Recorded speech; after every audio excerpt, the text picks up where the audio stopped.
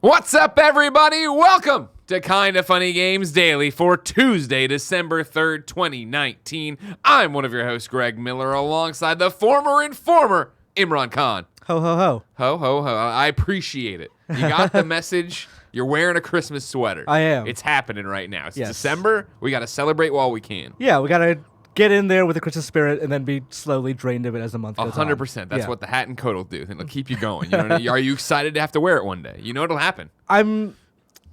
Yes. I'm curious, like how I'm gonna, how much I will drown in that thing. Sure, yeah. Because like The Halloween one the ate Halloween you one alive. was like it was just a jacket. This is a full ensemble. Yeah, I'm not saying you have to put on my pants. You know what I mean? I'm going to at least once. Okay, I'm fine with The that. tie I'm concerned about. Sure, but we'll sure, see. Sure. You're just wearing you're gonna look like that kid at the end of Big, who like when Tom Hanks shrunk back down.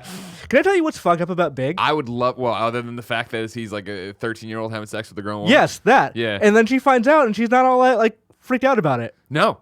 And then do you know that there's an alternate ending to Big, where she goes to the thing and wishes to be small, and she goes back and lives in like they meet as children. And that's like a 30-year-old woman who's now in the body of a 8-year-old, 13-year-old girl who's gonna relive life. No parents, no. That's why they don't use it, I guess. I've never heard that. Oh yeah. Oh yeah. That's a real thing. That's a real alternate ending. Is that better or worse than Blank Check, where like the lady knows he's a kid? I don't remember this part in Blank Check. Like the accountant lady, like is kind of Oh. attracted to him, even though he's just like a kid. Yeah, that's. At least, I think Big, even alternate ending Big is better than it, right? Mm-hmm. Yeah, because that's just straight up pedophilia. Yeah. This one, they had a connection in Big, and he was a big guy at the time. Yeah, that's straight up pedophilia, but this is still like trying to circumvent pedophilia. I forget, in Big, she never, so let's throw away the alternate ending. In the canon of The big Big, canon, yes. they don't hook up again after she finds out he's a kid, right? No. Yeah, like she's like, whoa, this fucking, I mean, she had a connection with him, an honest human connection. But as Imran said, she wasn't like totally freaked out about it. Yeah, she was After she found She out. wasn't into it, but she wasn't like oh god, I had sex Well, with a there's that child, moment like- when he shrinks down and she like gasps because, like, I mean, at some point you got to be like, is this guy on drugs? Like, you know what I mean? Like, there's nothing to prove it, right? Yeah, Big is a complicated moral philosophy. Big is a play. complicated moral philosophy. Most movies from that time period are. You're like, oh man, Yeah. this kind of suck. You know what I mean? Like showing Jen Ghostbusters for the first time, not this past weekend, but like in our relationship, like probably I assume that was for a second month date. one. Yeah, exactly. Yeah. I was gonna say, like, she was like, man, Peter Venkman's kind of a dirtbag, and I'm like, yeah, yeah, he is. But remember, like Bill Murray at the time, everybody knew him. He's just being Bill Murray, and I'm like, I guess that doesn't excuse it, though, does it? That he's like all over Dana Barrett and say, all right, yeah. You know. How I mean, it is. with Disney Plus, I've been watching a bunch of old Disney movies. Yeah. They're pretty much all like one good character surrounded by assholes who all get redeemed. Yeah. Or not redeemed, but the character forgives them essentially. Like Sure. Mulan is a good example. Never saw it. You've never seen Mulan? No. How is that possible? I don't like How? cartoons. All right. All right, You love fuck cartoons. you. That's a lie. But like everyone in that movie is a huge asshole to her Yeah. because they know she's a woman. Sure. Or once they find out she's a woman. And then they're just like, oh, well, she saved China, so I guess she earned Nah, it. she's cool. Like, what about all the other women who didn't save China? They're not cool. Did they have their attitudes changed at all? Yeah. No, I don't think so. I don't think they had that moment. You know what I Yeah. mean? Mulan's got a lot of work in front of her. But knowing Disney, there's been 3 directed DVD sequels, though, Yeah. where I'm sure it all happened and she had a cat and had to worry about that thing doing something. You know what I mean? These DVD sequels always suck, is what I'm saying, all right? I don't want to hear about it with Aladdin 2, Aladdin 3. I just remember that I woke up at some point last night and I bought you a present on Amazon and I forgot about it until right this You second. bought me a present? I bought you a present. Damn. We'll find out in a couple of days. I got to start buying people. Barrett, don't buy me a present, all right? I only do close family for. It's very specifically related to yesterday's Games Daily. Oh, I wanted to know. In the pantheon of Nintendo characters, how iconic do you think Pokey the Cactus is? I mean, I would, like, if you showed me a silhouette of Pokey, I'd be like, that's fucking Pokey. Would you know it by name? Yes, I would know it by name, but I'm weird. He's lying. No, I don't. I mean, I'm a Sega kid, loud and proud about it. So I don't know any of these. Because I things. didn't watch that thing with the sound on. Yeah. So when I went to tweet, I was like, flying Pokey's abomination. It's because I knew it was Pokey. Gotcha. That's a name. Gotcha. Yeah. All right, man. You know what I mean? Sometimes you get these cultural divides that you forget it. Yeah. Wow. Because, like, again, I would, if you put the silhouette, I'd be like, it's the ball thing, probably is what I Yeah. call it, because there are multiple balls, right, for Pokey. And I'd be like, okay, But like, I don't think there's not a chance in hell I would know its name. I just think of it as the cactus dude. Exactly, Yeah. right? The bigger Yeah. problem was Tim not knowing ninjas. That's Yeah. a way bigger issue. Well, he know. tried to He's a fake cover it. He Nintendo tried to cover it. fan, I don't yeah. think he's ever played a Nintendo game, guys. If I'm being honest. But enough about that. Today we're going to talk about the settlement over at Riot, Resident Evil 3 Remake leaking, and we have your memories on the 25th anniversary of the PlayStation, because this is Kind of Funny Games Daily. Each and every weekday on a variety of platforms, we run you through the nerdy video game news you need to know about. If you like that, be part of the show. Patreon.com/kindoffunnygames with your questions, comments, squad ups, and everything else if you want to be part of this show. Then you can tune in live as we record at twitch.tv/kindoffunnygames. If you're watching live, you have a special job. Go to kindoffunny.com/you're wrong. Tell us what we screw up as we screw it up, so we can set the record straight for everybody watching later on youtube.com/kindoffunnygames, roosterteeth.com, and listening on podcast services around the globe. Housekeeping for you. I think the Black Friday sale and Cyber Monday sale, all that crap's over with, but we still have a store, kindoffunny.com/store. There's a bunch of cool stuff on it. Now you probably have to pay full price for it, I guess, but it's still good. And there's a lot of stuff that we've had up for years. I'll have you know, that's been up for years. It's like $4. So just go buy the stock out of that. You know what I mean? Yeah. You need a dish rag, don't you? Buy that. Wait, what? Go. It said Garbo Tuesday. Is that something else too? Oh, I'm Achievement Hunter. Who the fuck cares about Achievement Hunter? You know what I mean? They don't need your help. Thank you to our Patreon producers, Blackjack and Mohammed. Today we're brought to you by Hymns, Tipsy Elves, and Manscaped. But I'll tell you about that later. For now, let's begin the show with what is and forever will be the Roper Report. Time for some news. 5 items on the Roper Report. Pickers! Holy shit. Oh, what? Yeah, wow. Barrett, stop smoking. Yeah. Like, what do I need to do? Do you understand cigarettes are bad? Because No, I I'll tell don't. you what, I have firsthand knowledge now. In Paris, people don't know. Yeah. Because everybody's smoking over there. And Like, you know it's what? fucking fine. And everybody in France, fucking cool for it. You know? They are very cool. I agree. Don't get me wrong. I'm going to do take 2. A Pickers dozen. I appreciate you See, coming I'm back fun. really hard on that one. I Yeah. appreciate Fun. you coming back. I just had a weird frog in my throat. It's okay. It happens. Yeah. Again, it's you getting ready to hack up a lung. Real quick, Ignacio Rojas points out Mulan only had one sequel that was direct to video, and it wasn't good. So thank you. I'm clear on that one. That's what I like to do.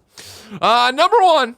Riot has settled this lawsuit and will pay every female employee since 2014 with a $10 million fund. This is Cecilia over at Kotaku.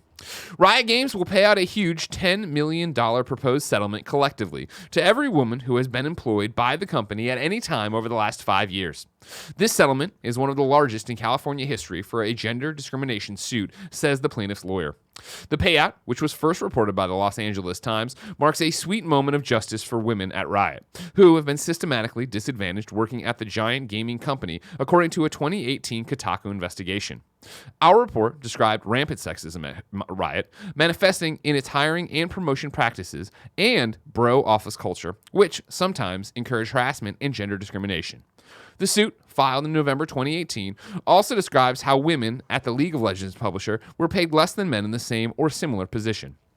A copy of the proposed settlement obtained by Kotaku notes that each lawsuit participant will receive some amount of money determined by their tenure, length, and status as an employee. One reason for the large sum is to make up for what plaintiffs' lawyers determined was a significant difference in salary between men and women at the company. Ryan Saba, the plaintiff's lawyer, said in a statement, quote, that this shows that Riot is serious about changing the culture at the company, end quote. Riot told Kotaku in an email that, quote, we are pleased that a proposed settlement to fully resolve the class action lawsuit against Riot was filed recently by plaintiffs' counsel. The settlement is another important step forward and demonstrates our commitment to living up to the values and living up to our values and to making Riot an inclusive environment for the industry's best talent.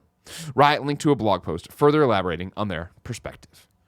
Imran, what do we think? This is a win for all the people who like read that original story or are part of that original story and had issues with the way Riot was run. Like, Yeah. I went back and read that story recently because I actually went back and checked right now. It's only a year ago. Crazy, that went right? off. It And, feels like it's so much longer than that. like the waves that went off from that original story. And like Yeah. I think I said yesterday on Twitter, it's probably one of the most important game journalism pieces in the last decade. 100%. And it's crazy. Cecilia. Yeah, shout out to Cecilia. Like when I was putting up together a news panel, like she was one of the first people I contacted about it. But She's like, I've been on Trevor Noah now. I'm not talking to you anymore. she was game for it. It's just that she ended up not going to PAX, so it didn't end up working out. But this whole thing with Riot actually going, okay, actually we did fuck up. Our culture of not only like just it being a boys' club, but actually that bearing out empirically in the way we paid men and women differently. Yeah. They're admitting that now, that it's proven that's a thing that they were doing. So I'm extremely happy they put together a fund to go like, okay, we're going to fix that. Going forward, it's not going to be an issue, and we're going to retroactively fix a lot of it, not all of it. Yeah, well, you can't fix all of it, right? Like Yeah. the mistakes and transgressions that were made, I think, aren't something you can turn key and fix. I thought it was interesting. I pulled this off Twitter. It was getting circulated. Jesse Perlow on Twitter, who worked at Riot beforehand, right? And I guess is one of the people who reported it, put up this series of tweets. Gotten a few congrats. So to clarify, women who signed releases / took severance when they left without receipt. Well, I'm sorry. Let me try all that again. Women who signed releases / took severance when they left won't receive payouts. That includes me and others who spoke up. Lots of feelings on that, especially given the circumstances around our exits. But overall, this is a win. Then she had another tweet. P.S. Not saying Riot is bad for this. I posted because folks are incorrectly interpreting the article as, quote, Riot paying the women who spoke out in the article, end quote. Women who speak up get discredited with, quote, they just want attention / money. We don't. So this distinction is important. Like, I could totally see some jerk citing this case as proof that women only speak up about this stuff for money, so I just wanted to shut that shit down now.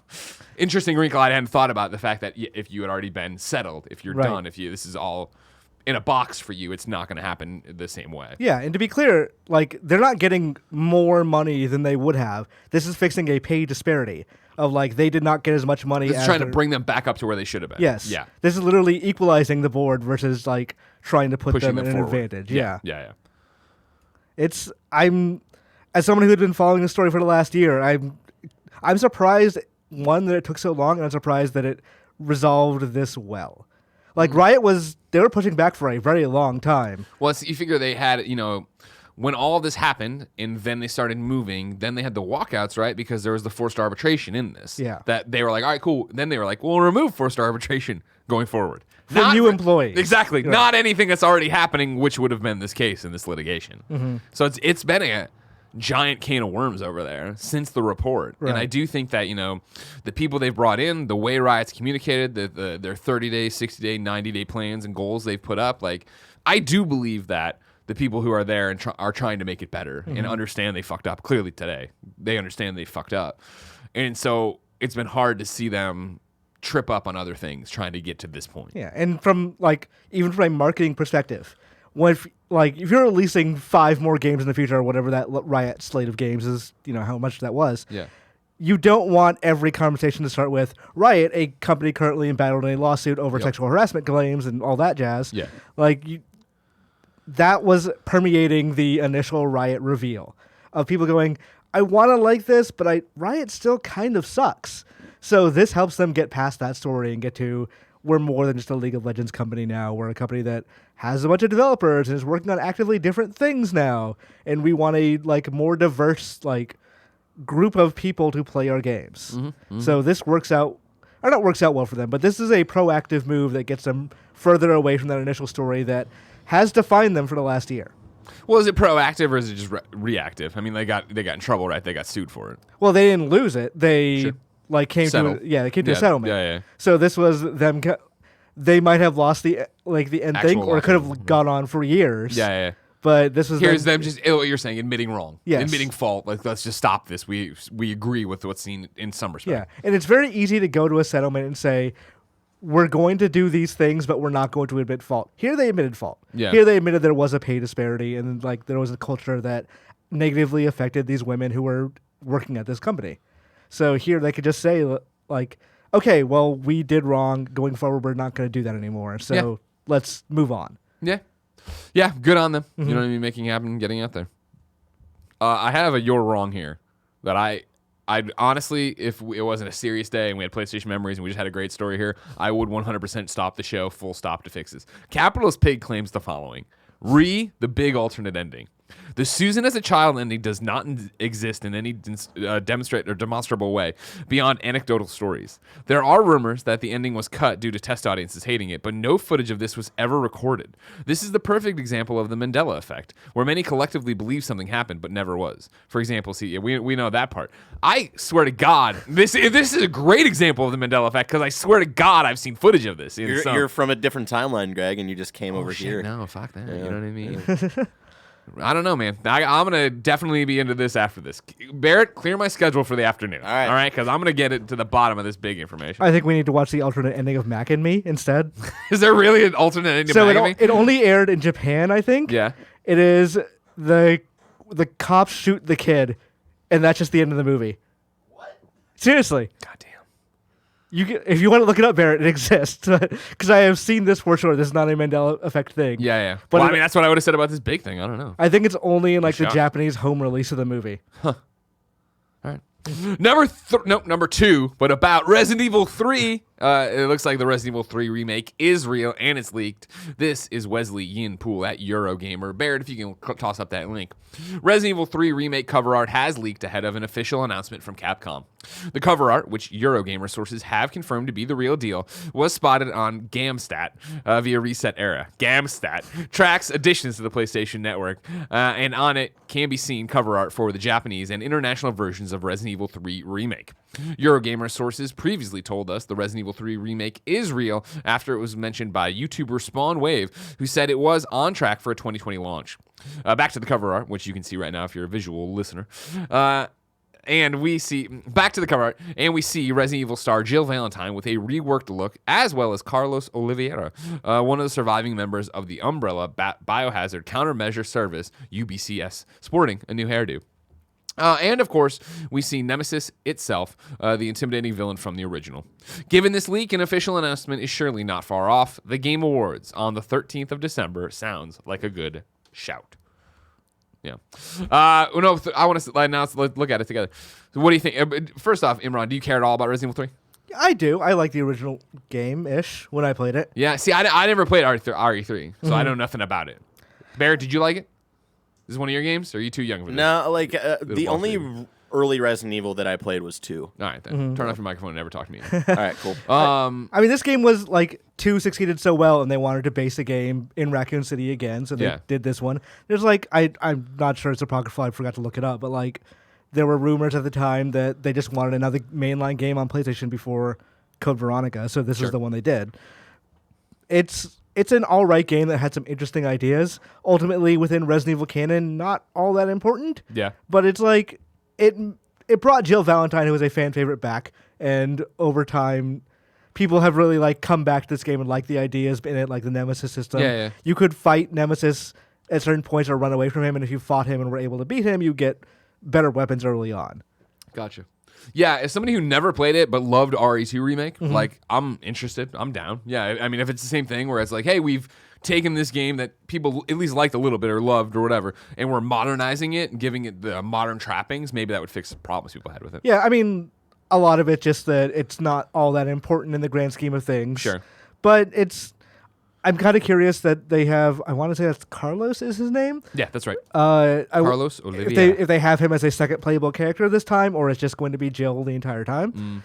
The redesign is interesting, because I think I brought this up with Fran when we had talk about it last week or week before, but the original design for Jill in Resident Evil 3 was a blue halter top and a miniskirt. Yep. It was a fucking weird design. Very. But it was the PS1 generation, and that's the kind of thing you did. Yeah. This new one that's straight up Lara Croft's outfit. Yep, totally, right? That looks like Remake. If you throw it back up there, that's very much exactly what that Lara Croft, Resident or goddamn it, Tomb Raider reboot was. Yeah. So blue tank. They're clearly changing it. I'm gonna bet there's gonna be a number of people who are gonna have some thoughts about that. Yeah. What a surprise. Yeah. But people who like video games having opinions on the internet that are mean? No way. But I think it works a lot better, especially for the fact that she's a fucking soldier / cop. Yeah. She does. Why would she be wearing? I think I read the novelization of Resident Evil 3 because I Here we was go. that kind of Perfect. kid. Of course you were. And they explained it away as it was summer in Raccoon City, and thus it was quite hot. And that was it. That was her. It just broke out. That's how I had to go. That's You why know? she wore a shoulderless halter top the entire time. I mean, it makes sense when you think about it. You Yeah. know what I mean? You can't be ready for anything. Mm-hmm.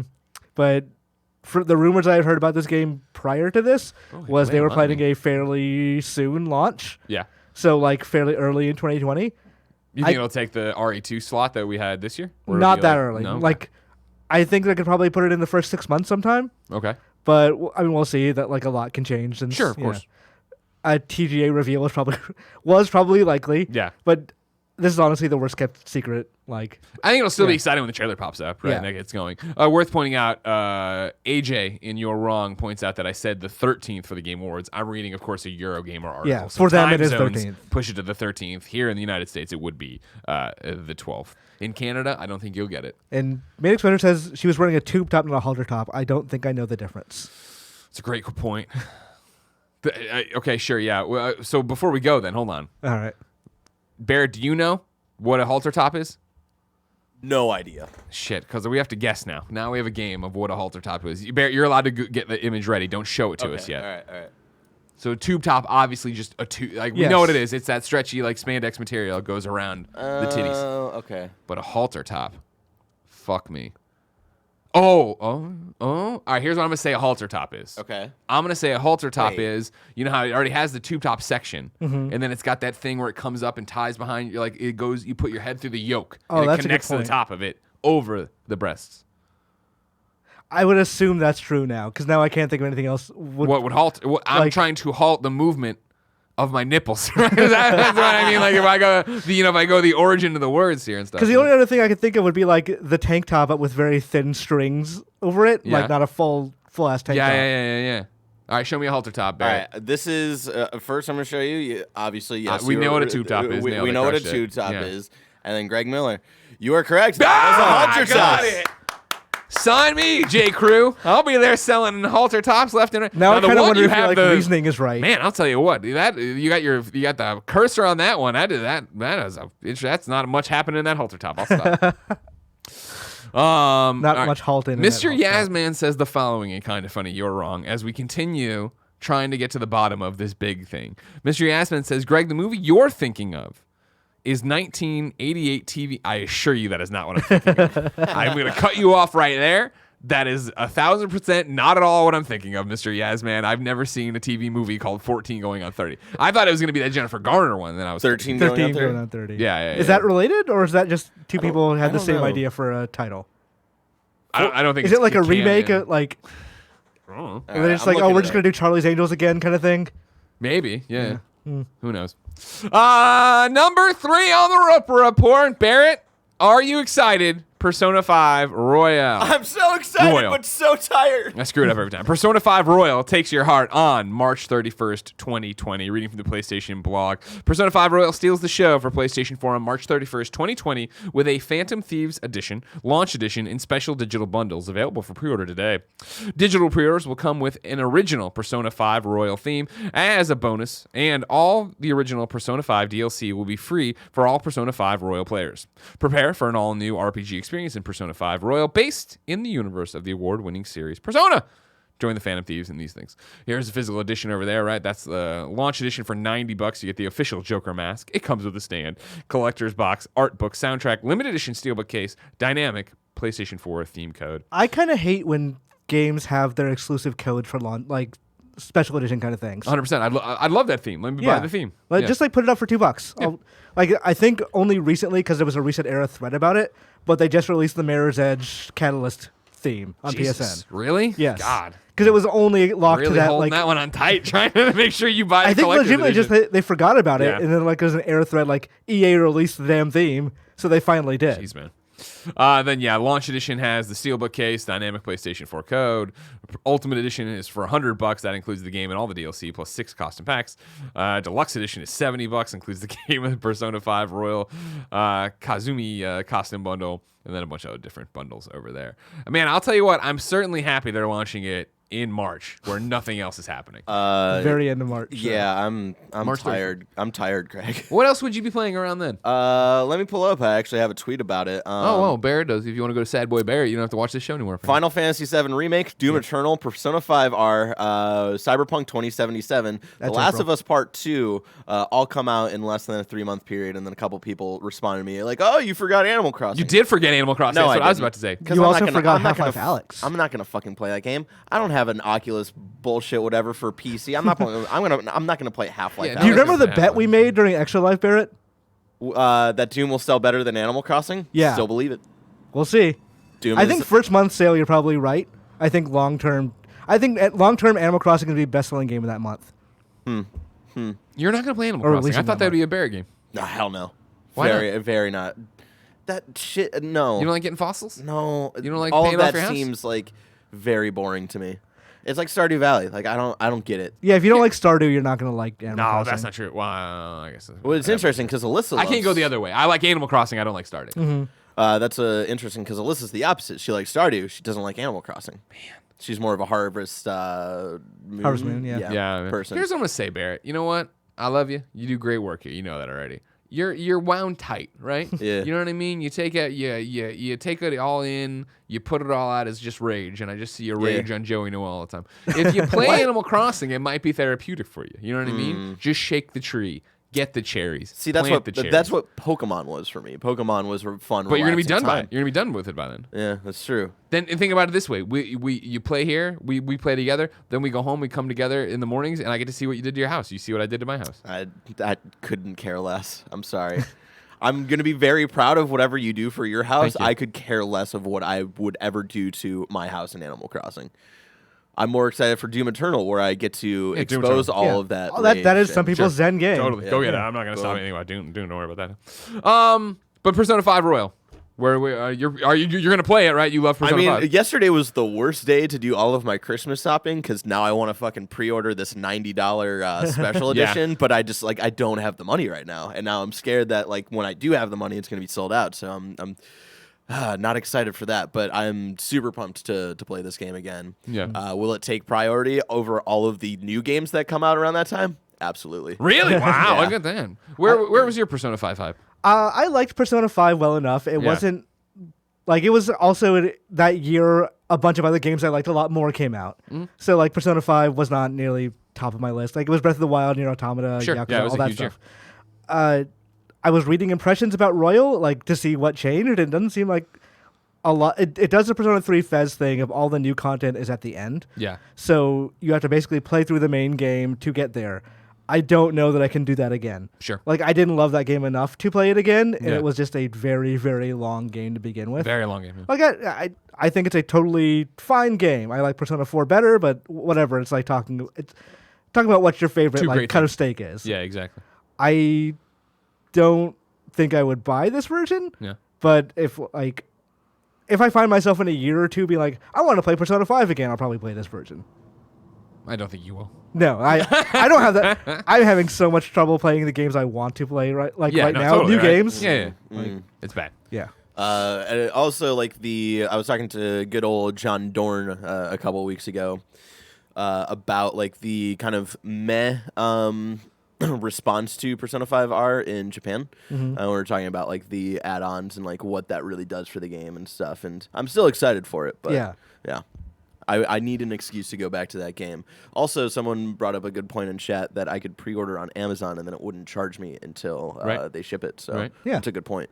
So Unless very they good. suddenly change their policy like Square Enix did yesterday. You know. I know, it's fucking weird. Weird. Number 4, Legend of Heroes Trails of Cold Steel 3 is coming to Switch. This is Alessandro over at GameSpot. Neo and Falcom's JRPG series, The Legend of Heroes Trails of Cold Steel, has found a passionate audience in both Japan and Western markets. Focusing on a brand of military school cadets, the squad faces off against ever-growing threats across a war-torn land, while slowly building up their skills in combat and forming greater bonds of friendship. While Trails of Cold Steel 3 dropped for PlayStation 4 in the West last October, NIS America has revealed to GameSpot that the series will be making its debut on the Nintendo Switch next year. Coming sometime in spring 2020, The Legend of Heroes Trails of Cold Steel 3 will launch on the Nintendo Switch in the US and Europe ahead of the Japan release, which is something of a first for the franchise. So that's exciting. It is. Of course, I don't like that we're only talking about the PlayStation 4 version, completely forgetting that this was a big deal over on Vita. PS1, when they did the first one, they did the second one. I digress. Let it go. No, it's not Let It Go. It's called History, all right? And if we don't learn the lessons of history, we're doomed to repeat ourselves. Let go of the past. Kill the past. Kim Wallace at Game Informer, she believes Trails of Cold Steel is one of the best RPG series that just nobody plays. Totally. Well, it was on Vita. Yeah, it was stranded over there. I played Trails in the Sky, which is also quite good, but apparently Cold Steel is better. Okay. So I am eager to, at some point, when I have infinite time, right, start playing these games. They all seem quite good. It just, yeah. Maybe with a like, I'm trying to think, what was the last RPG I played not on the Switch? Like JRPG. And I can't think of which one it was. It would have been Final Fantasy 15. Maybe. That actually might be it. I mean, it's going to be Final Fantasy 7 soon. But yeah. Like, I'm eager to try this game out, and if the Switch version runs well, like, I'll find that out, and then maybe I'll pick it up there. And it will add to my backlog of things on the Switch, and I'm just like, oh, I'm not going to touch anything past the 3 icons at the front. Yeah, makes sense. Yeah. And then number 5. Speaking of people and settlements and all that kind of stuff, Quantic Dream has to pay a former employee for harassment. This is Mary Delisandri over at GamesIndustry.biz. Quantic Dream has been ordered to pay $5,540 plus $2,213 in cost to a former employee after a photoshopped image of them doing a Nazi salute was shared in the office.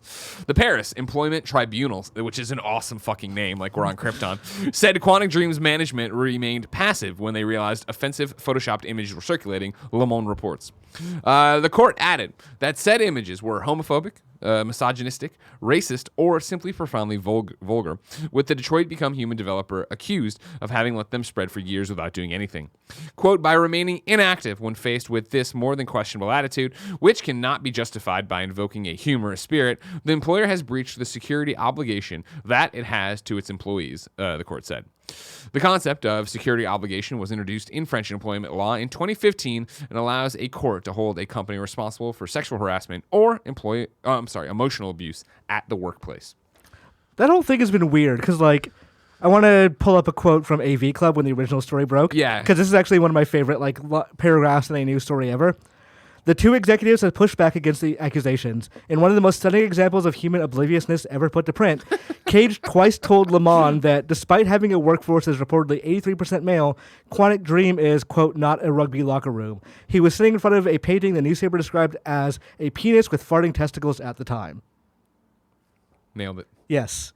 Yeah. It does seem like they do have one of those problems that they're just not going to acknowledge. That was one of the things in terms of like why to bring this one up, because it's not that it doesn't matter or anything, but it's out of if you're a newer listener, it seems out of the blue. But there was a time when we were leading up to Detroit's release where every day we had something about this. Quantic Dream's a toxic workplace was the article, and these two and David Cage and the other founder were like they're out to get us, and we've been trying to stop it, and they just don't. And then this also broke at the same time, which wasn't part of it, but was kind of part of it. And it was just like this, okay, what? Yeah. And then it's been nothing, and then it's like, all right, cool, here. At the time, Sony was really quiet about it. Like, they just wanted to get that fucking game. Just get the game out, and then we're just not going to talk about it. Do you think that the stories at the time and like the way they were observing, the way Quantic Dream was developing games and all that, was part of the reason they went non-exclusive after that? Because they used to, like, they've only made Sony games for the last 2 generations. Yeah. So now they're like, okay, we're actually gonna go to Xbox and PC next time.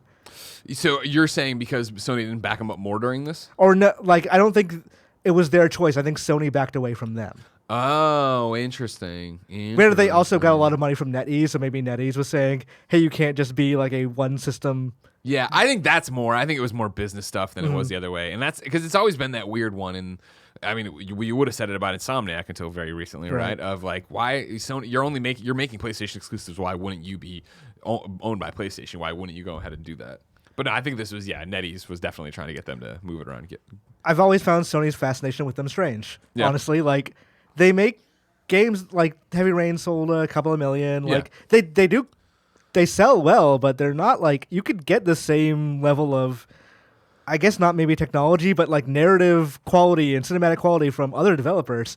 So Sure, but you figure like I think Heavy Rain, and the reason it's so lauded, right, is that it was the first in a lot of ways to do that, to break the mold in that way of like here is a mainstream third person choice based. Yeah, I mean like it was even. I mean it was before Telltale was the Telltale that we knew before they died. Well, you know, it was before like you're seeing games like Life is Strange out there. I think it was. Hey, this is something at the time wholly unique, and we are trying to give you a narrative movie experience kind of thing. And I think it was that thing of Heavy Rain hit, and so I was like, holy shit, this is great. Rough around the edges. Let's see what you can do the next time around. Beyond Two Souls was trash, and they're like, ah. And then it was like, but this Detroit thing, all right, let's try that and go that. You know what I mean? Like, but at that point, the genie was out of the bottle. Yeah. Other people are doing this and are doing it better and making choices that matter. Right. I can imagine like you could wrap up Don't Nod and give them that kind of budget and they produce something really amazing. Right. Yeah. Yeah. But like Detroit was the closest any of those games ever got to being great.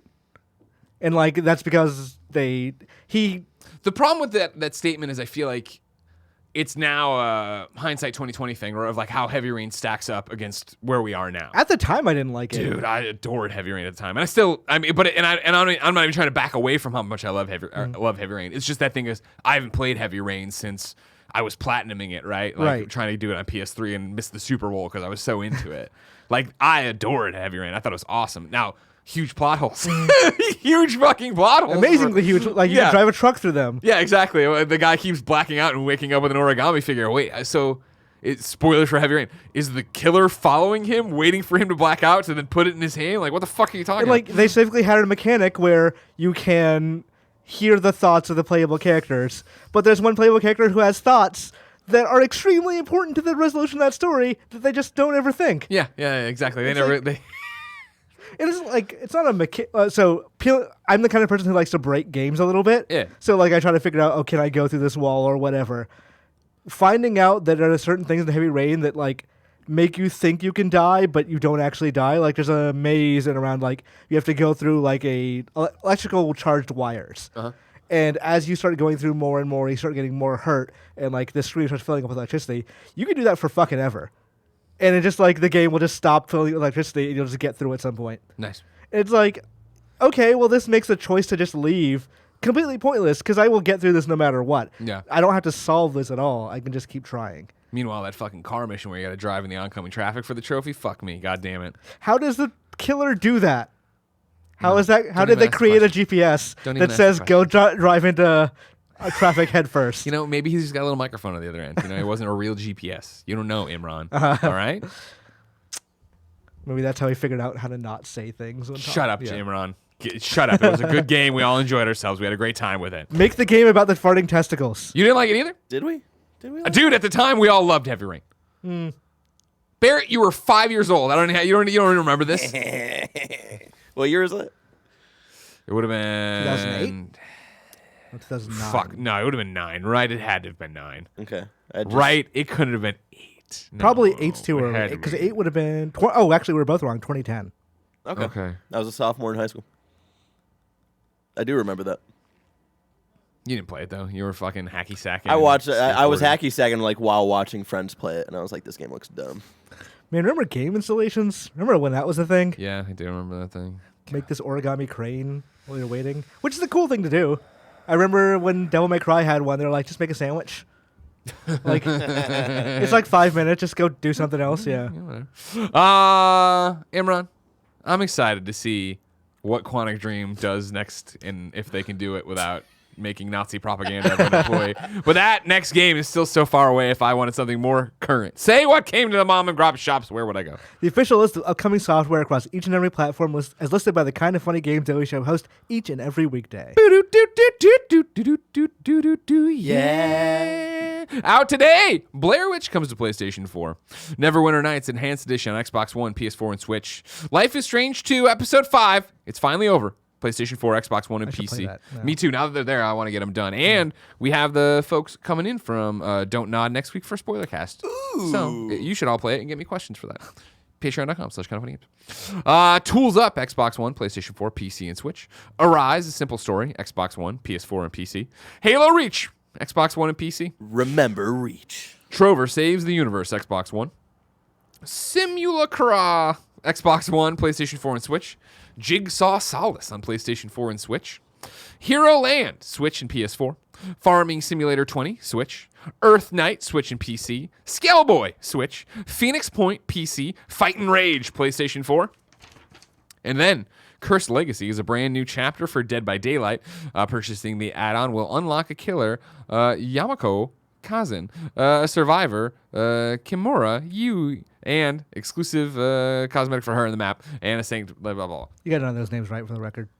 I tried, though. You know what I mean? For Yeah. just jumping out of the plane, I did pretty well. I tried. Yeah, I did. This is not an act, all right? I'm sorry that Japanese names that I've never seen before popping up, I go to panic mode. New dates for you. Friday, December 13th, players will receive a new unique path to explore in Moonshiners. Oh, this is for Red Dead Online, by the way. Moonshiners, the latest frontier pursuit to be added to Red Dead Online. With the new role comes new activities, skills, properties, and business ventures for players to pursue. And then Demon Pit, players will get to play that on December 17th/18th. That's North America/EU on PlayStation 4, and then December 24th on Xbox One, and December 25th on the Nintendo Switch. Meanwhile, a deal of the day for you. Walmart is selling the Nintendo Switch with the Mario Red Joy-Cons. You get a $20 eShop credit and a carrying case for $300 over on Walmart. I also think that's the new Switch, like the one with battery. the better battery. Yeah. Yeah, exactly. I didn't realize that was still like hard to find. I saw everybody tweeting about it today. I was like, oh, There's I've had it since Odyssey. the red Joy-Cons? Yeah. Yeah. I think they were only sold with the Odyssey. They bundle, were only sold with the Odyssey bundle. which I think sucks. I think every Joy-Con should totally just be available. 100%. Yeah, Yeah, and then, Jen like- luckily needed a Switch at that point, so I bought it for her. Then I took the Red Joy-Con. And then like after that, you could only get them like imported from Japan. right, Yeah. yeah. So, and I'm still thinking about doing that because I don't want to buy this whole fucking bundle. Don't you to want do the new that. battery? There's so many things to buy, Greg. I know. Yeah, mine has like an issue with charging the left Joy-Con now, so I think like maybe Oh, the no. rail is bent or something like that. And like, is this worth buying a new Switch over? And like the answer is obviously no, but I might still do it. Yeah, of course. Yeah. Yeah. Yeah, when I was getting ready, it was that thing of like, when they were doing the trade-in program at GameStop, where you could get like, I think it was 100 originally, and then they marked it down to 75 to trade in your old Switch towards the new Switch. The day I was like, I'm gonna do that. It was the final day, and somebody, Ashley sent me a whole bunch of stuff on what I had to do. And I was like, this is too much work. I'm not gonna do it. So I had that panic of going to London of like, fuck. It was just gonna, and like, sure enough, there's plugs all over the plane. I'm like, I'm fine. Yeah. Don't need it. I'm good. It's time for Reader Mail. You can be part of it by going to patreon.com/kindoffunnygames, where you can get the show ad-free. And speaking of ads, Greg Way, this episode of Kinda Funny Games Daily is brought to you by Hims. You've heard us talk about Hims and how they're helping guys look their best. And if you haven't, it's time to see what they're all about. 66% of men start to lose their hair by the age 35. And once you start to notice thinning hair, it can be too late. Be like Kinda Funny's Nick Scarpino and Andy Cortez. They noticed their thinning hair, and they went to forhims.com, a one-stop shop for hair loss, skincare, sexual wellness, and more for men. Thanks to science, baldness can be optional. Hims is helping guys be the best version of themselves with licensed physicians and FDA-approved products to help treat hair loss. These are prescription solutions backed by science. Hims was created by a guy who knows some men's health conversations are easier online than in person. No more awkward in-person doctor visits or long pharmacy lines. For Hims connects you with real doctors online, which could save you hours completely, confidentially, and discreetly. You answer a few quick questions, a doctor reviews, and if they determine it's right for you, they can prescribe you medication to treat hair loss that is shipped directly to your door. This holiday season, let it grow, let it grow, let it grow. With Hims, Imran. You know what I mean? I like when they theme the ad. I'm a fan of that. Try Hims today by starting out with a free online visit. Go to forhims.com/gamesdaily. That's forhims.com/gamesdaily. Forhims.com/gamesdaily. Prescription products are subject to doctor's approval and require an online consultation with a physician who will determine if the prescription is appropriate. See the website for full details and safety information. This could cost hundreds if you went in person to the doctor's office or pharmacy. Remember, that's forhims.com/gamesdaily. Up next, it's Tipsy Elves. It's officially the holidays and no party is complete without getting your ultra festive holiday clothing from Tipsy Elves. Tipsy Elves is the one-stop shop for all your holiday clothing needs. They sell one-of-a-kind Christmas sweaters, dresses, pajamas, and onesies that will transform your holiday party into an unforgettable experience. You will be the life of the party. Reveal your hilarious holiday alter ego and score bragging rights for having the best Christmas sweater at the party. Of course, this suit from Tipsy Elves, I am impressed with the quality. Wide shot. This sweater from Tipsy Elves on Imran over here too. You were talking earlier. You like this sweater as well? This is actually It's incredibly nice quality sweater. I will wear this like after this. Exactly. Yeah. Again, with the suit I'm wearing, like with a Halloween suit, it wasn't a Tipsy Elves suit. Yeah. You know what I mean? This thing actually I like a lot. I was That tweeting thing was a about it. parachute that you just like had sleeves on. Like It's true. Tipsy Elves, of course, is there for all your ugly sweater needs. They have hilarious sweaters. Everyone at the party will be laughing. They got interactive sweaters, so you can skip the small talk and bring the fun to the party. From drinking game sweaters to tacky tinsel and lights, these sweaters are the ultimate icebreakers. Plus t-shirts, pajamas, onesies, you name it, they got it. You got to get on it. Say no thank you to boring this year. Try one of the hilarious, awesome designs at Tipsy Elves. Go to tipsyelves.com/games now to get 20% off your entire order. That's tipsyelves.com/games for 20% off today. And finally, it's Manscaped. Support for Kind of Funny Games Daily comes from Manscaped, who is the best in men's below-the-belt grooming. Manscaped offers precision-engineered tools for your family jewels. Jingle balls to the walls, fella. Listen up! Untrimmed pubes are a thing of the past. It's time to gear up and get yourself the gift of shaving this holiday season. We're talking about the Manscaped Perfect Package 2.0. Of course, we've been talking about this for a while. Tim talked about his balls yesterday and how he's been shaving with the Manscaped package, and he hasn't nicked or cut his balls. I do the same thing. My balls, cut free. Barrett, you can check later. That's why this revolutionary company, Manscaped, has redesigned the electric trimmer. Their Lawnmower 2.0 has proprietary advanced... I'll show you my pokey. That would have been a better one. You know, that would have been a better one. Skin-safe technology, so this trimmer won't nick or snag your nuts. It's also waterproof, so you can use it in the shower. The Lawnmower 2.0 comes inside the Perfect Package 2.0 that has the ball deodorant, the moisturizer, everything you need to treat your balls really well. I was trying to come up with something like jazz on that one. I'm Couldn't get surprised there. it doesn't say undeck the balls. Undeck the balls. Yeah. Imran Khan, everybody. All right, round of applause. Undeck your balls this holiday season by going to manscaped.com. You can get 20% off and free shipping with the code GAMES at manscaped.com. Your balls will thank you. Get 20% off and free shipping with the code GAMES at manscaped.com. That's 20% off and free shipping at manscaped.com with the code GAMES. Clean up your nuts and make Santa proud this year. Undeck your balls. It's good. You got a future in this ad copyright business. You know Apparently what I mean? I do. Ladies and gentlemen, believe it or not, the PlayStation is 25 years old today. PlayStation 1 launched in Japan December 3rd, 1994. What are you going to say? Exactly 2 months before I was born.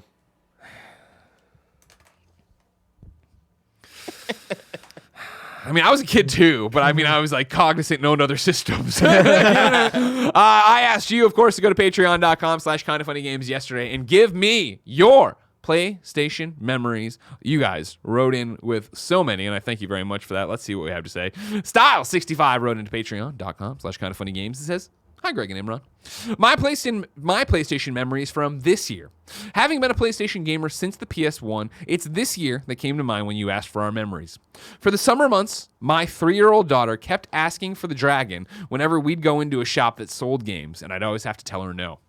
But for her 3rd birthday in October, I bought her very own copy of Spyro the Dragon on PlayStation 4, and her own special small DualShock 4. Her face when she opened both these gifts after having wanted the dragon for so long is definitely a highlight for me, as now for an hour or so every week I get to sit and play Spyro the Dragon with my favorite person." What a fucking memory right there. Yeah. Again, for how old 25 years makes you, except Barrett. That you could remember having your own PS1 and now you're It's there an with your entire daughter. Barrett. It's an entire Barrett. Yeah. I'm going to be young forever. Yeah, well, all right. Well, 50 years of PlayStation. Talk to me then. Before we go on, Style says, also, just wanted to say, Imran is doing fantastic and is quickly becoming one of my favorite voices on Kind of Funny. Thank you. Greg, it was ace to meet you again in London. Ace to meet you, too. You fucking C-word. I can't say it now that I'm in the States. Yeah, no. But when I was there, I said it. Everybody liked it. They all laughed and clapped. It was great. You have to sign that form on the plane that says I'm not going to say the Like, C word. and when you go through customs, they're like, Yeah. all right, cool. And just a heads up, you can't say the C word here anymore. Lynn Carr, 6469, writes in and says, "Hello, KFGD crew. My favorite PlayStation memory is from way back in 2001 when I spent my birthday money to buy myself a PS1 and a copy of Legend of Dragoon. That was the first console I bought with my own money, and I put so many hours into that console. I also kind of miss the memory cards. Granted, the cloud is way more convenient, but having that card of memories and achievements was so cool." I miss the special things for the save files on the PS1. Sure. Yeah, the little images. Yeah. Yeah. Like those are so cool, and we don't you could do those now. It's just, I guess You never see them. they replace them with trophy images, which are, by and large, they're not great. Yeah, but when people do put time into them, Yes. pretty great. You know what I mean? Like if we're going that far. Yeah, they were better on the 360 than they are now. The little trophy icon. Okay. Or, like, achievement icon. yeah, because they actually did put like these are the cool new things. So Now like, it's one of those things where you have the games that really do try and the games that just don't give a shit. Yeah. Where it's just like whatever. I don't look at the icon anymore. Like until Yeah. because just gaming has taught me not to. It's like, oh well, this one is just it's a 4 in the same font because it's like you've achieved level 4 or whatever. You know, it's that kind of thing. Totally. Imran, you weren't here yesterday when we talked a little bit about this. What are your PlayStation memories? When you think of 25 years of PlayStation, what comes to mind for you? I remember I bought the N64 first in '96. Then I remember getting an Ultra Game Players that did a preview of Final Fantasy VII. The headline, the deck was, it's going to be the greatest game of all time, and it's only on PlayStation. I remember showing that to my mom, and she's like, oh, Lord. Like, She's like, let me explain marketing. yeah. And it's just like, no, it's going to, I need a PlayStation now. Yeah. So I remember, like, my brother and I don't remember if we saved up or we asked for a grandmother or whatever, Yeah, but, yeah. like, we bought that and Soul Blade just in preparation for Final Fantasy VII and playing that demo of the Midgar reactor for months and months. I probably played it like 200, 300 times. Wow. Just because like I was so anticipating that game. Yeah. I remember buying a PS2 for Final Fantasy X and not realizing that PS1 memory cards were not going to work on a PS2. Yeah. So like starting that game and going up to like save, it's like, oh no, this is not going to work. You need to buy a fucking new one. Yep. Let's see. I bought a PS3 for... No, I borrowed a PS3 for MGS4. Nice. And I think I bought my own for Demon Souls. Okay. I think that timeline is correct. But... And I remember that E3 of Final Fantasy 15 and Kingdom Hearts 3. It's like, fuck it. I'm just buying a PS4 right now. Yeah, Like, yeah. I'm putting on Amazon pre-order right now. Yeah. Then UPS they delivered my PS4 to the wrong house. Jesus. And I remember being so pissed. Because, like, everyone in the world was enjoying theirs. And I'm like, I just want to play Resogun. What was the resolution to that? They eventually brought it over, and Amazon gave me a bunch of credit for UPS fucking up. Oh, okay. Yeah. That worked out. So I ended up buying Mario 3D World with that extra money. Very nice. But, yeah I think if you try to like chart my JRPG love, Yeah. it started on the SNES, but I think the PlayStation really like forced it in. Like, because I remember the Summer of Adventure with Square Enix of here's a bunch of games like Chrono Cross and Yeah. Threads of Fate and games like that. Like, these are games that don't have Final Fantasy in the title. Just try them, and you might like them. And it turns out you really do like them. Like Bushido Blade 2 was a game that I really loved and no one ever talks about. Stuff like that. Just I remember like. We talk about how Sony used to be weird. Everyone used to be weird back then. Yeah. And I think that's my formative years of video gaming, even though I've played since the NES. Those are the ones where I started like understanding what game design was and what people were trying to accomplish when they did certain things. So PlayStation, I feel like I matured with PlayStation. With the PlayStation 100%. 1. Yeah, totally. I think that's a big part of it for me too. I mean, my stories are all well-tread territory for people who care about PlayStation. But like, I made that switch. I was the same way where I had an N64.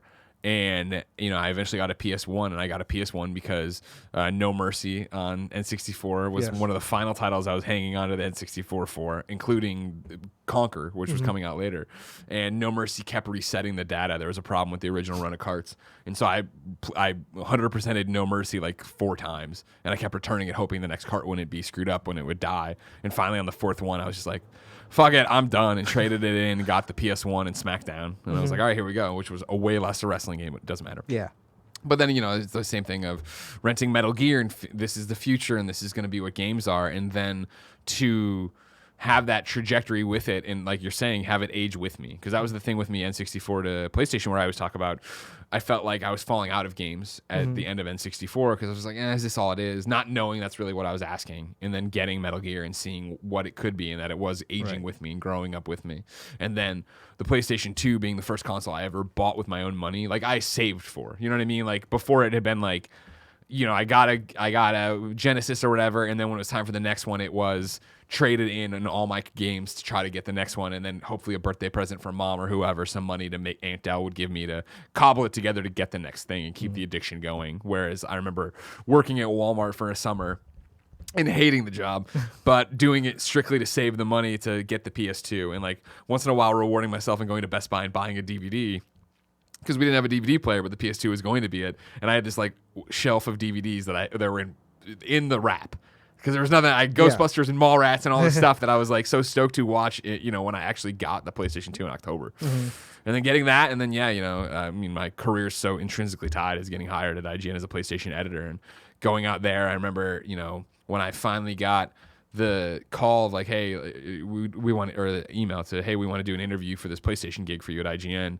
I remember emailing back and forth with Dunham and setting it up for the next morning and being like, turning to my girlfriend at the time and being like, I got this. I'm going to fucking interview. And she's like, that's great.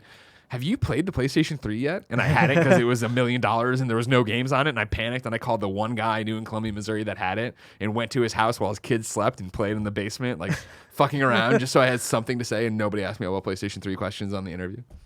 And then getting out there and Beyond and finally buying a PlayStation 3 after shitting on it for 2 years on Beyond to the point that Dunham one time was like, you got to stop saying that you're not going to buy a PlayStation 3. Like, it's tired and it's not good content. It's been awesome to be a part of it, you know what I mean? And PSXs and everything else and the way it's grown and the way it's changed and the Kevin Butler E3s, you know what I mean? Like the changeover to what PlayStation 4 became, watching the PlayStation Network grow, watching the PlayStation Network get extinguished, come back, Shuhei Yoshida, Vita, PSP, come on! I remember going to a friend's house one time. It was like I always brought over an N64 and WCW NWO Revenge, which is one of the best wrestling games of all time. Yeah, that engine was insane. But the friend had WCW Nitro for the PS1. Yeah.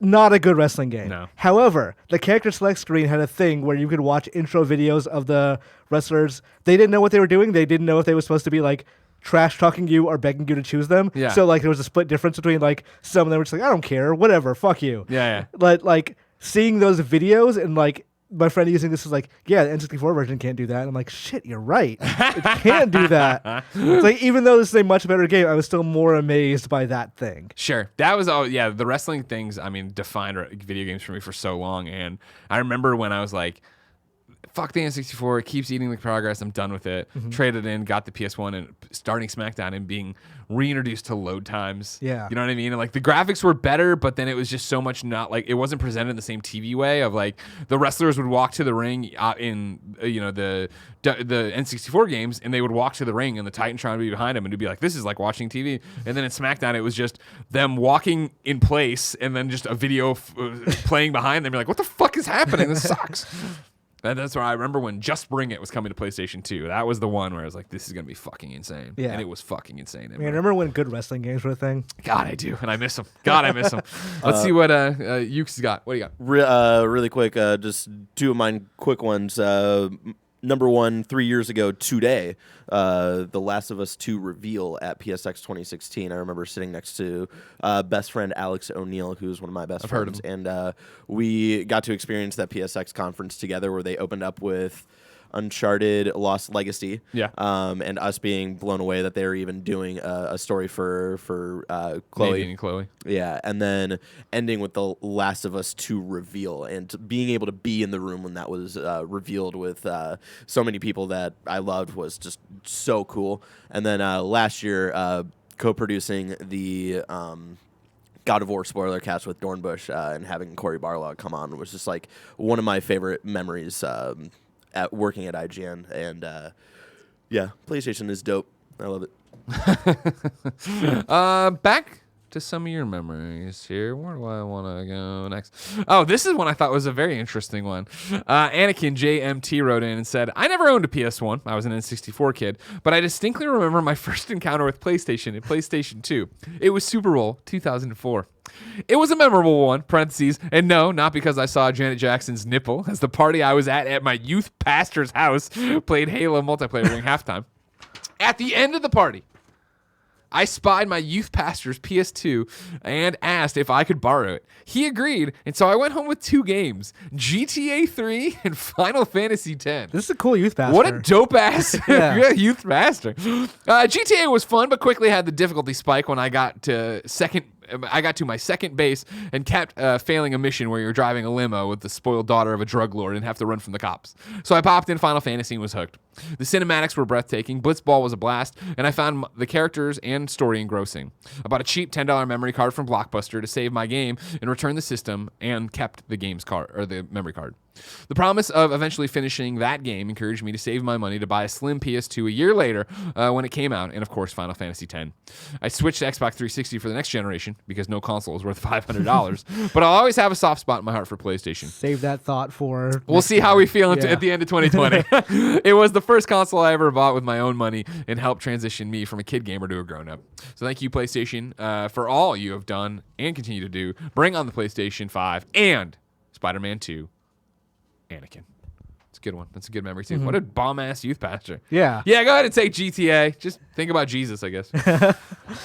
Looking for... Where are we going? Where do I want to take What was the you? first console you bought with your own money? PS2. That was the one I saved up for. And I went to get in line because I didn't pre-order in time. So I went and lined up at a Meijer, which is like a Walmart superstore. And I sat there with my money belt that I had for my trip to France with the $400 in it, like in my fucking thing. So that I was like ready not to get robbed.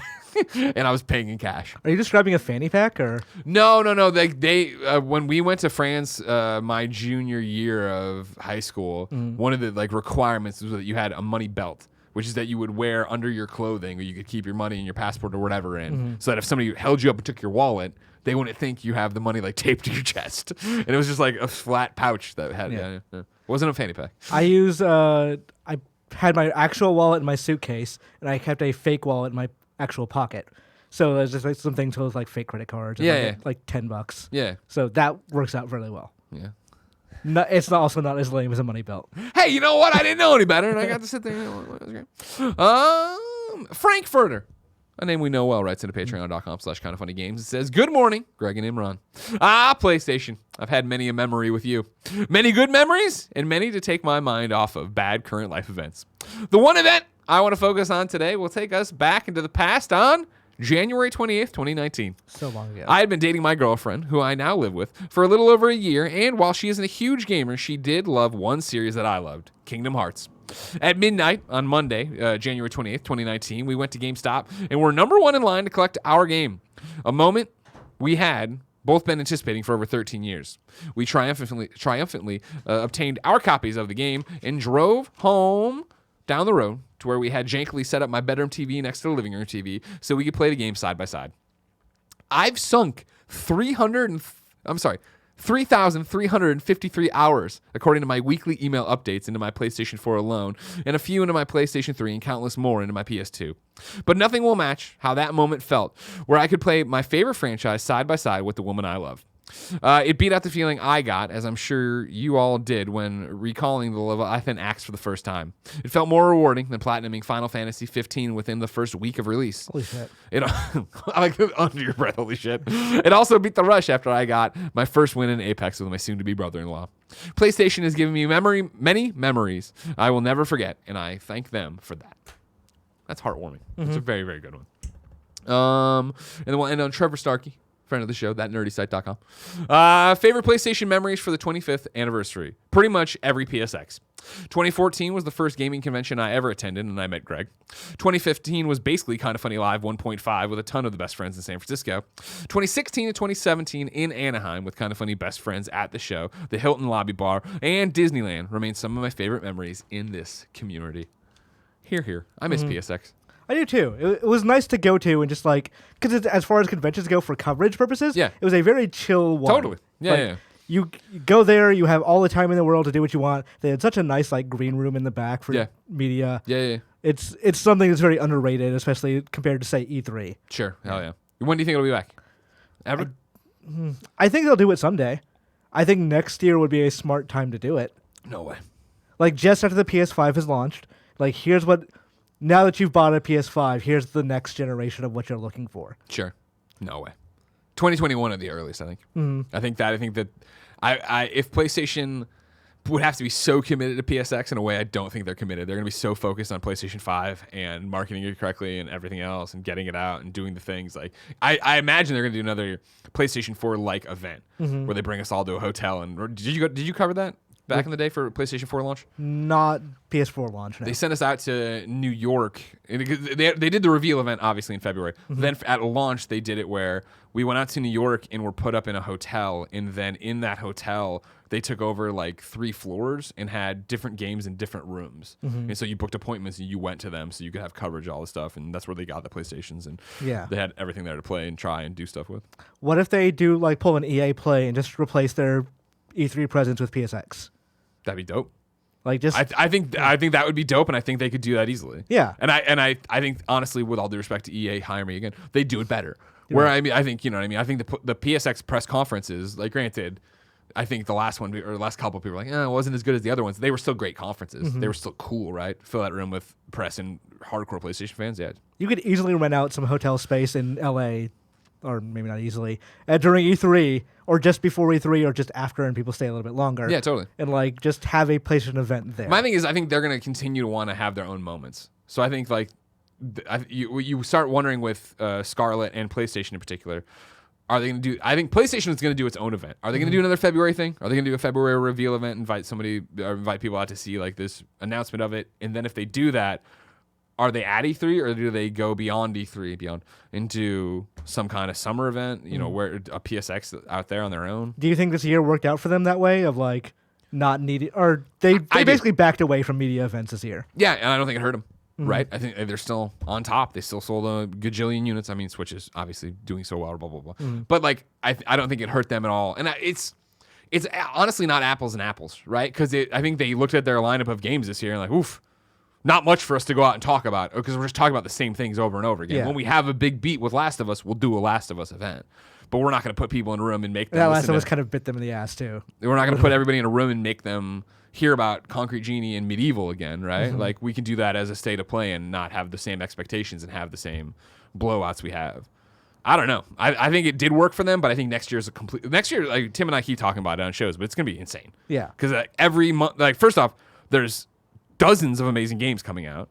And on top of that, there's 2 new consoles launching. And so like, time is going to be such a premium in how you get people's attention and where you put it and what you do with it. I don't know. Yeah. We were just talking about March, and that's only a couple of months away at this point. Right. Like, that's not even that long to wait for. By that point, probably we'll know about the PS5 and like what it looks like, what games are probably going to be on there. Yeah. It's like I don't think they're going to go that much further past March. May is the latest I see everything being revealed. Yeah. And I'm like, just fucking do it at this point. Do it. Like I was staring at that fucking dev kit image of like the DualShock 5. And I'm like, what's different about it? I can't really tell. Yeah. Oh, there's no light bar. Like, okay. Cool. Yeah. Yeah. I'm ready, Imran. I'm ready too. Also ready for Animal Crossing. Fuck you, Eric. Time to squad up. This is where one of you writes into patreon.com/kindafunnygames. Give me your name, username, platform of choice, and why you need help in a video game. I read it here. The best friends come and find you, and everybody has a great time together. Today, I'm pulling it up because I put one in here and I was debating about it, but I think on the heels of this PlayStation business, we have to give a shout out to somebody who has a brand new PlayStation and wants to play with people. All right, you ready? It is WilliamDiAngelo. Barrett, remind me to send this to you because I know you got to update it now for the YouTube doc. WilliamDiAngelo needs help on PlayStation. WilliamDiAngelo's PSN name is WilliamDiAngelo, all one word. WilliamDiAngelo. What's up, Greg and Imran? I picked up a PlayStation 4 over Black Friday, and it being my first PlayStation means I need friends. My username is WilliamDiAngelo. I don't play much multiplayer yet, but we all need friends. Thank you. Ladies and gentlemen, on the 25th anniversary of that there PlayStation, go out there and befriend WilliamDiAngelo with his brand new PlayStation, his first PlayStation of all time. Woo! Woo! Time for You're Wrong. We ask people watching live on twitch.tv/kindafunnygames to go to kindafunny.com/you're wrong and tell us what we screw up as we screwed up so we can set the record straight for everybody watching later on youtube.com/kindafunnygames, roosterteeth.com, and listening on podcast services around the globe. I don't remember anybody saying this, but I'll read it just in case. The Arago says PlayStation 5 Royal did not get a meh. Persona 5. What did I say? PlayStation 5. My apologies. Yeah. Persona 5 Royal did not get a meh receiving in Japan. Sold more than the original in nearly a week. Not only that, it is more like Golden and not Fez as the game changes throughout the title, not simply the end. Lots of new things throughout the year to do with the new characters. Do we say that it sold meh?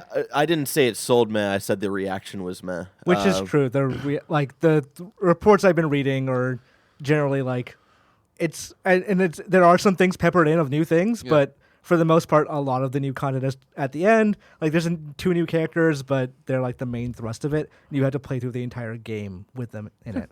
Yeah. From what I've heard, it's just like it tries to be Golden, but it doesn't quite hit that. I'm gonna throw this out there. I don't think Golden's improvements are that great. Like the new content, I don't think stuff with the bike or the band is all that awesome. Like, But it was portable and it was on Vita, so it was great. not. Yeah, it was not written as well as the main game, which is like they're different teams, like a different director, a different writer. So I never liked it. If it were as good as the main game, I would have liked it more. Okay.